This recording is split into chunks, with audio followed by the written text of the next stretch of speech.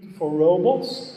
Those were shipped off to the RDN harbor in Rotterdam. We needed to create a bit of a niche of autonomy to play with these 2.5-ton monsters. So we managed to get a hold of these robots for basically scrap prices.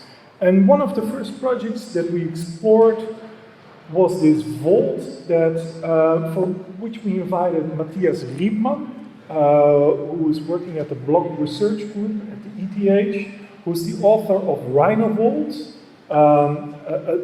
a really fantastic software that allows you to design structures that are compression only. I'll address that more in depth later. And here we really sort of took that approach of hot wire cutting.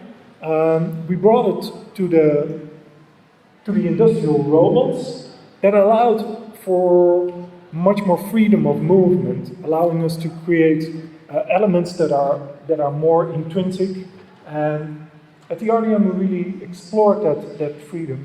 At some point, Chris took over in the assembly. It was one of the most pleasurable moments in my work life.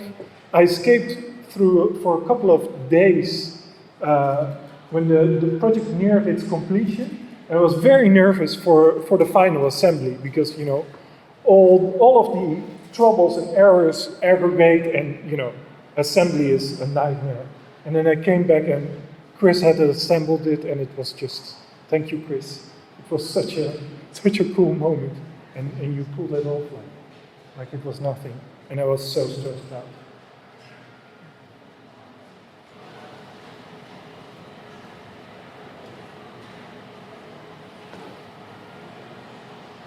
But increasingly, I start to think of architecture in really banal terms. Is in the sense that you have the market value of the built artifact, right? The building or the pavilion or whatever it is. If you subtract the cost of the materials and labor from it, the market value of your building, of your pavilion, subtract the cost and labor from it, and what is left is architecture, right? And I think maybe it's instrumental to think of architecture in these kind of dumb, banal economic terms. Maybe there's something clever about it. So I mentioned before that we utilized this Rhino Vault in this project. Here you see the faces of the elements are normal to the thrust vectors of the building, of the pavilion. So foam, EPS foam, can deal with a lot of compression strength. So the design was optimized such that only compression forces acted upon the structure.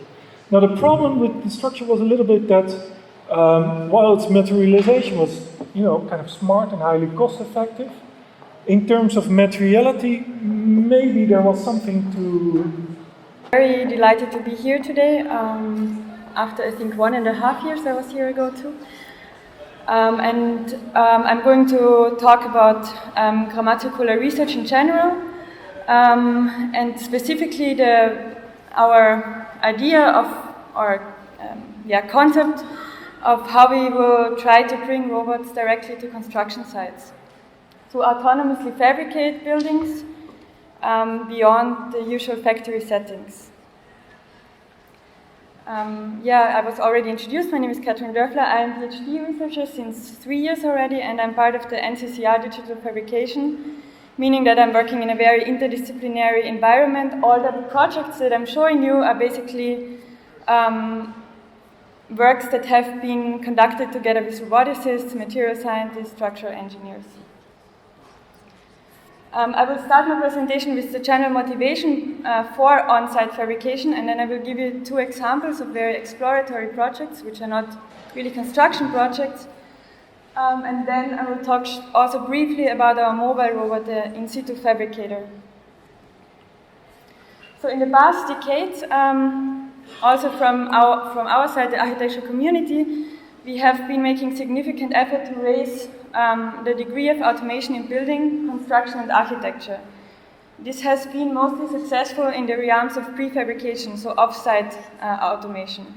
where parts of buildings are fabricated in a dedicated environment and then transported to the construction site to be finally assembled. Directly on site, however, as everybody knows, the level of automation is comparably low, especially when you compare it with automation in other industry factors. For instance, as everybody knows, automotive industry, we never break the process chain between digital design and the final assembly of components.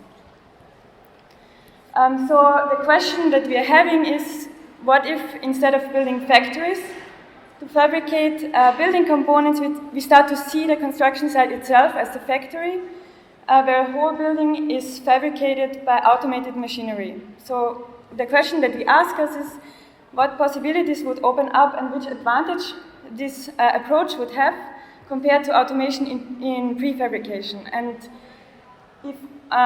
if it's possible that all the steps necessary in the production of a building can be following the same logic, starting from design until to the final assembly. And how can in situ fabrication processes even utilize the fact that we could use local ad hoc available material to lower the cost for transport and energy, and what is necessary also from the robotics point of view to think and eventually realize automated material deposition processes and assembly processes beyond factory setting, meaning that we're working in an unstructured, cluttered environment. So the first one is this animated work environment. Everyone has these things to the left. Mostly we have worked with multiple screens. What do we do when we want to be co-located, multiple human beings in one space, working on a computer platform, working with digital and manual tools, creating digital and analog things? So we said, well, here's the state of the art of these sorts of workplaces. This beautiful one that was exhibited at MoMA doesn't have any real computation. The thing in the middle looks like a bunch of hackers' furniture, right, taken off the streets, a little bit of technology. On the right, basically a prison by Herman Miller to work in. So we thought maybe it could be more like this, something from the past, but a different interpretation of it. So we created this thing. This is about 12, 13, 14 years, inspired very much by things that were going on here. And so we worked in the very early days with software engineers at Rhino and scripted the behaviors of multiple motors and sort of came up with that simulation. You can see how old the project is. This video camera is about the state of the art back when we did this. We might have picked the wrong video camera, but you can see this is a little bit of a longer video. And that's kind of how this thing starts to work a little bit in terms of its behavior. It has all these things.